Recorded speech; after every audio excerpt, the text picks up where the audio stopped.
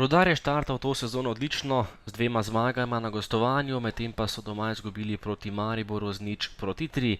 Na drugi strani Triglav, ki je še vedno na zadnjem mestu z eno samo točko, ki so jo zabeležili na gostovanju pri Domžalah. Tole je že 4. minuta in izjemna žoga Jeseničnika pred vrata, ki je našel povsem samega Terovića in zadev za 1:0.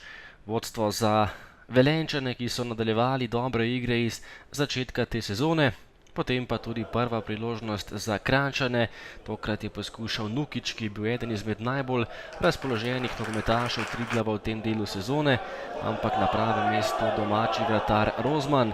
Še ena akcija Knapov, tokrat pregravanje Rotmana, na koncu je meril mimo gola brez pravega dela za gostujočega vratarja Žana Pelka in potem še ena dobra žoga Jeseničnika, ki je prodiral po levi, tokrat ni prišel do zadetka Firer.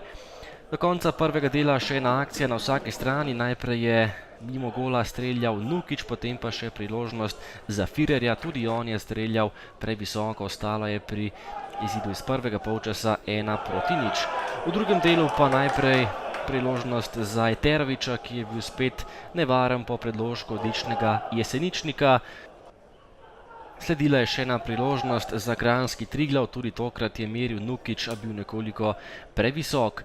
Po točno uri igre pa nova velika priložnost za Velenjčane, lepa žoga Črnčiča, ki je podal proti Eteroviću, ki takšne priložnosti v zadnjem času ne zapravlja. Izjemno lepa poteza tega napadalca iz Hrvaške za povišanje prednosti Rudarja na 2:0.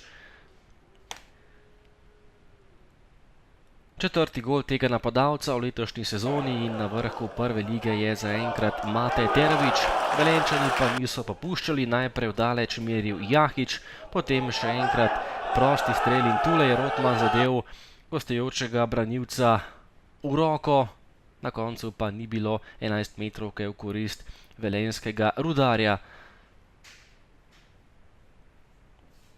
Nogometaši Triglava so potem poskušali dati vsaj časni gol, spet je bil nevaren Nukić, ki je bil tokrat v vlogi podajalca, streljal je Zolić. Sledila pa je izjemno lepa samostojna akcija Firerja, ki je pregraval, na koncu pa zatresel samo zunanji del mreže. In potem še zadnja akcija tekme v sodniškem podaljšku. Tega obračuna je meril Podlogar, nekaj sreče tudi za tega napadalca iz Ljubljane in prvi gol Podlogarja v letošnji sezoni za končni izid tekme na štadionu ob jezeru Rudar Triglav visokih 3:0.